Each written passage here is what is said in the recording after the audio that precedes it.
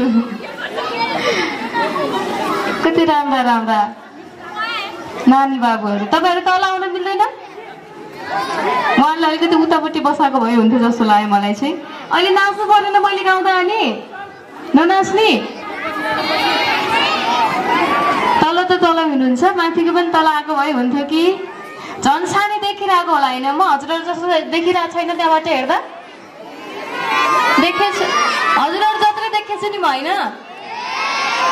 यहाँलाई देख्दा मलाई पनि कस्तो आफ्नो स्कुलको दिनहरू याद आयो कति खुसी लागिरहेछ कि विद्यार्थीहरूसँग कार्यक्रम गर्न पाउँदा कति आनन्द कति मजा कति आनन्दको लाइफ है पढ्यो लेख्यो घर गयो बाबाले खाना पकाएका हुन्छन् ढुक्कले खायो पाकेको छैन भने पनि झगडा गर्न पाइन्छ किन पकाउनु भएन किन यसो गर्नु भएन भन्न पाइन्छ कति आनन्दित लाग्यो तर तपाईहरुलाई के फिल हुन्छ मलाई पनि त्यतिखेर के फिल हुन्थ्यो भने म ठुली हुनु भएको भए म यसो गर्थे भन्ने खालको फिल हुन्छ अहिले फेरि फर्केर त्यही बालापन त्यही विद्यालयको जिन्दगी जिउन मन लाग्छ तर विडम्बना के गर्नु मान्छेको जिन्दगी एकचोटि अगाडि बढिसकेपछि पछाडि फर्किँदैन हैन त तपाईहरुलाई पनि त्यस्तै हुन्छ फर्केर पढ्न न जस्तो हुन्छ कतिपयले त विद्यालय पनि देख्नु भएको थिएन होला त्यो समयमा बुढा अनुहारहरूले म फिल गर्न सक्छु यो कुरा त्यतिखेर छोरीलाई पढाउने चलन थिएन भन्नुहुन्थ्यो मैले बजैसँग सोद्धा बाजेसँग सोद्धा मम्मीको उमेरसम्म त अलिअलि पढ्नु भएको थियो सबैजनाले बाजे बजैले चाहिँ हामीले छोरी मान्छे पढ्नु हुँदैन छोरी मान्छे पढेर अर्काको घर जाने यो जात हो भन्नुहुन्थ्यो सो अहिले चाहिँ त्यो छैन अहिले हामी धेरै परिवर्तन भइसकेका छौँ हामीले धेरै अगाडि फड्को मारिसकेका छौँ त्यसैगरी आज स्टेजमा रहनुहुने यस गाउँपालिकाका अध्यक्ष उपाध्यक्ष त्यसैगरी कार्यकारी प्रमुखज्यू अनि त्यसैगरी सम्पूर्ण अतिथिज्यूहरूलाई धेरै धेरै सम्मान व्यक्त गर्न चाहन्छु यहाँहरूले सम्झिनु भयो बोलाइदिनु भयो फोन गरिदिनु भयो मेसेज गरिदिनु भयो र मात्रै मैले सल्यानमा पहिलोपटक पाएर टेक्न पाएँ योभन्दा अगाडिमा सल्यान आएको थिइनँ सल्यान आउने चाहिँ ठुलै रहर थियो किनभने यो पनि मेरै कर्णाली प्रदेश हो म पनि यहाँ छिमेकी जिल्लाकी मान्छे सल्यान चाहिँ कहिले नजोड्ने कहिले केही भइराख्ने यतातिर कार्यक्रमहरू पनि थुप्रै हुन्छन् महोत्सवहरू पनि हुन्छन् तर के लेखेको रहेछ भने यहाँ महिनावारी स्वच्छता दिवसको दिन मात्रै आउन जुरेको रहेछ मेरो चाहिँ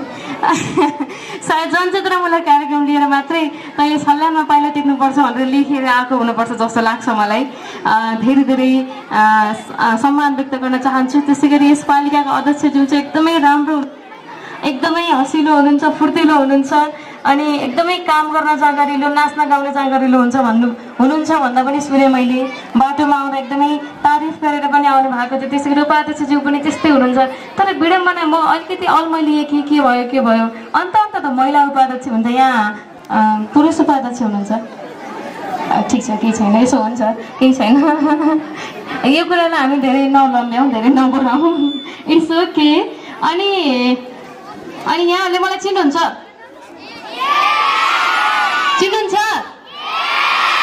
यस चिन्नुहुन्छ मैले गाएका के सुन्नु भएको छ कुन चाहिँ सुन्नुभयो फेरि सो अलिकति महिनावारीको बारेमा पनि चर्चा गरौँ हामीले अब फेरि कलाकार आएपछि उसले गाइदियोस् हामी नाच्छौँ भन्ने चाहना सबैजनाको हुन्छ तर विडम्बना यो चाहिँ अलिकति जनचेतनामूलक कार्यक्रम पनि भयो र यसै सम्बन्धी हाम्रो टिमले सुस्वाको टिमले अथवा सुस्वामा जोडिनु भएका कलाकारहरूको टिमले थुप्रै गीतहरू एल्बमहरू निकालेका छौँ टिकटकबाट पनि प्रस्तुत गरेका छौँ मैले सुने अनुसार हाम्रो साबिकको कर्णाली क्षेत्र जस्तो चाहिँ छैन सल्यानमा अहिले कर्णाली 10 जिल्ला भयो उतिखेर चाहिँ 5 थियो अञ्चल हुँदा चाहिँ त्यति गाह्रो चाहिँ छैन अलिकति सरसफाइमा ध्यान दिनुहुन्न भन्ने सुनेको थिएँ मैले चाहिँ हिजो नै मैले अलिकति विस्तृत रूपमा बुझ्न खोजेको थिएँ यहाँहरू चाहिँ गोठमा बस्नुहुन्न घरमै बस्नुहुन्छ भन्दा पनि सुने त्यो सुन्दा अलिकति खुसी पनि लाग्यो सो म चाहिँ पहिलोपटक 11 वर्षको हुँदा महिनावारी भएको थिएँ सुन्दा अलिकति अचम्मै लाग्छ 11 वर्षको फुच्ची महिनावारी हुँदा के गर्यो होला एकचोटि कल्पना गर्नुहोस् हुनलाई त त्यो उमेरमा त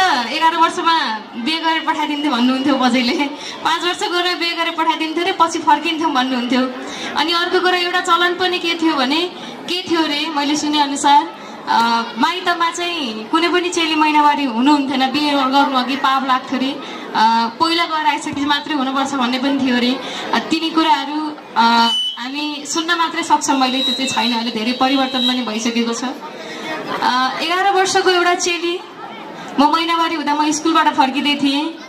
त्यो समयमा मैले मम्मीलाई भन्दा चाहिँ म 7 दिन गोठमा बसेको थिएँ। पहिलोपटक महिनावारी हुँदा चाहिँ पहिलोपटक महिनावारी हुँदा घरमा पुरी सुरी पाक्छ, अलिकति रमाइलो रमझम नै हुन्छ, खुसी हुन्छ नि त आमा कमसेकम अब छोरी महिनावारी भयो परिपक्व भयो भन्ने हुन्छ। एक दिन त एकदमै खुसीमा बित्यो। त्यो महिना फेरि असोजको थियो।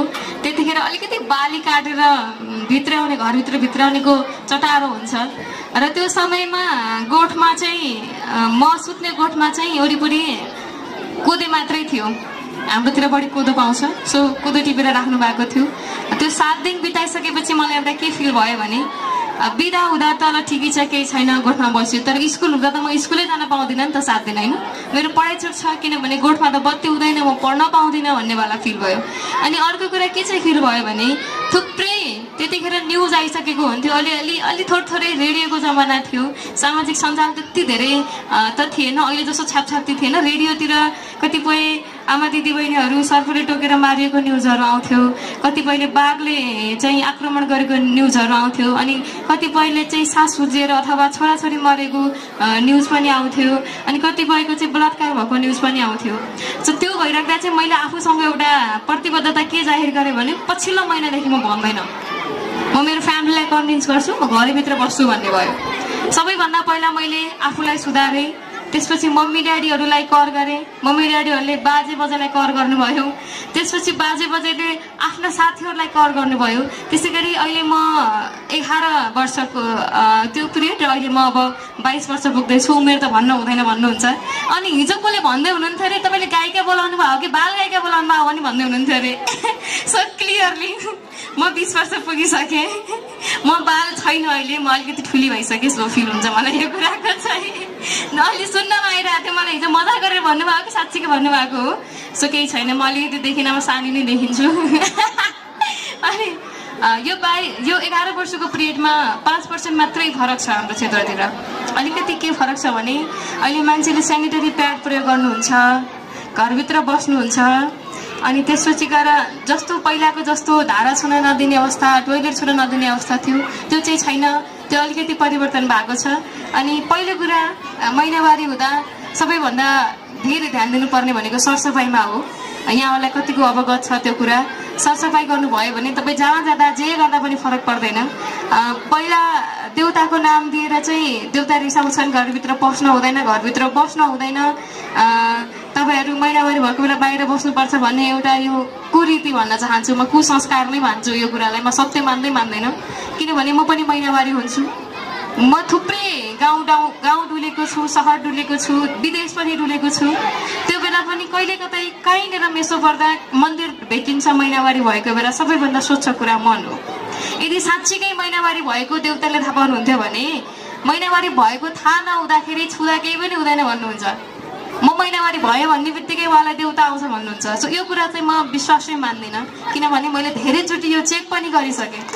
मेरो घरमा दुईटै बाजे बजे चाहिँ काम्नुहुन्छ, हाम्रो पतुर्नु भन्छ, देउता आउँछ दुईटैलाई।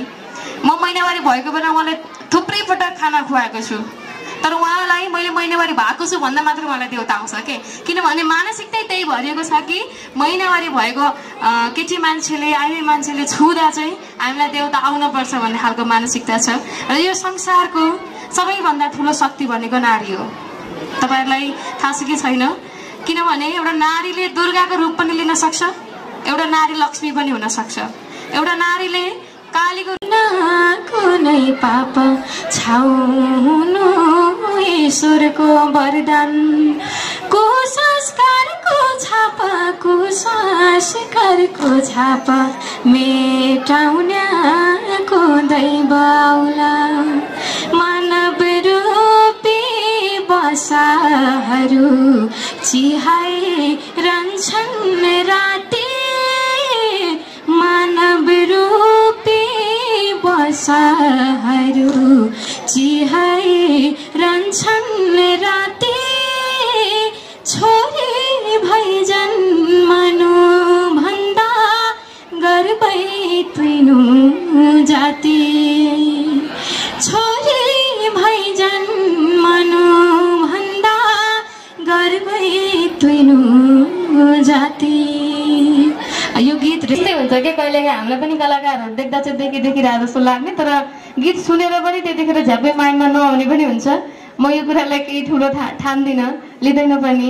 र यहाँहरूले सायद देउडा सुन्नुहुन्छ, हजुरहरूले देउडा बुझ्नुहुन्छ। सल्यानतिर त म्याक्सिमम चाहिँ टप्पा चल्छ। सो मैले एउटा पुरानो, एकदमै पुरानो जुन एउटा मुभीको गीत हो, त्यसलाई चाहिँ मैले लाइभ गाएको थिएँ। यहाँहरू कतिजनाले सुन्नु भएको थियो?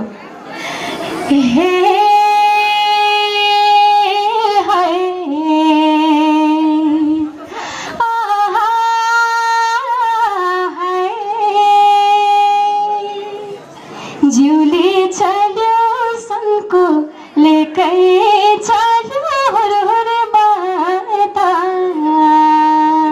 ताली बजाएर साथ दिनुहुन्छ? जिउले चल्यो सनको लेकै चल्यो हुर हुर बतास। जिउले चल्यो सनको हारेको भागे गरेमा कहिले छैन मनको कहिले छैन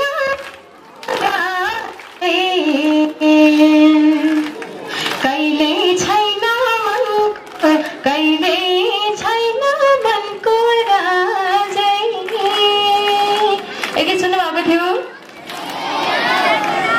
नसुने भए पनि सुनेको छ भन्नै पर्छ क्या फेरि अहिले चाहिँ हो कि होइन? कतिपयले यो टुक्का चाहिँ नसुने हुन सक्नुहुन्छ, किनभने यो गीतको चाहिँ पहिलो टुक्का असाध्यै रुचाएको गीत हो। कस्तुरीको बिना जुम्ला बाटो बगाइरह्यो, कस्तुरीको बिना पात उडाउँछ बयालोले, मन उडाउँछ किन मन उडाउँछ किन नानै, मन उडाउँछ किन मन उडाउँछ किन नानै। मलाई जहाँसम्म थाहा भएसम्म हाम्रो अत्यन्तै अग्रज कलाकारहरूको घर पनि सल्यान छ, जस्तै कृष्ण देउले, अनि जस्तै हुनुहुन्छ हाम्रो क्रिस छेत्री, अनि जस्तै यो यसले मलाई नटेरेको हो कि हजुरले मलाई नटेर्नु भएको हो? यत्रो 2 घन्टा लाएर मेकअप गरेर आउँदा पनि मलाई टेरेन भनेपछि म त नर्मल लुगा लाएर आउँदा त कसैले नटेर्ने रहेछ नि त। साडी लाएर आउँदा पनि यसले मलाई टेरेन के। फेरि यहाँ फेरि लेखेको पनि रहेछ रेउले भाइले, कृष्ण रेउले सरलाई धेरै धेरै सम्झना व्यक्त गर्न चाहन्छु। यहाँ त्यही लेखेको रहेछ, लेख्न पनि फेरि त्यो डिजेमा अलिकति मिलाइदिनु पर्यो हजुरले। म त्यहाँनिर नजिक भएर हो, त्यहाँ नजिक भएर हो कि टाढा भएर हो त्यो कराइरहेको त्यसरी? अहिले चाहिँ भएको छ है, ओके केही छैन। यस्तो गडबडीहरू भइरहेको छ। अनि धेरै विद्यार्थी साथीहरू, भाइ पनि भन्दिनँ म पनि विद्यार्थी नै हो। सो विद्यार्थी साथीहरू आउने क्रम जारी नै छ, आउँदै गर्नुहुन्छ। हामी एकैछिनमा अझ योभन्दा राम्रो अनि एकदमै रमाइलो प्रस्तुति लिएर म उपस्थित हुनेछु। अहिलेलाई म छुटिन चाहन्छु। एकैछिनमा हामी खुब नाच्नेछौँ, खुब रमाइलो गर्नेछौँ, अनि त्यसै गरी महिनावारी स्वच्छताका बारेमा पनि कुरा गर्ने नै छौँ। अहिलेलाई म छुटिन चाहन्छु। धन्यवाद। धेरै धेरै धन्यवाद। आजको हाम्रो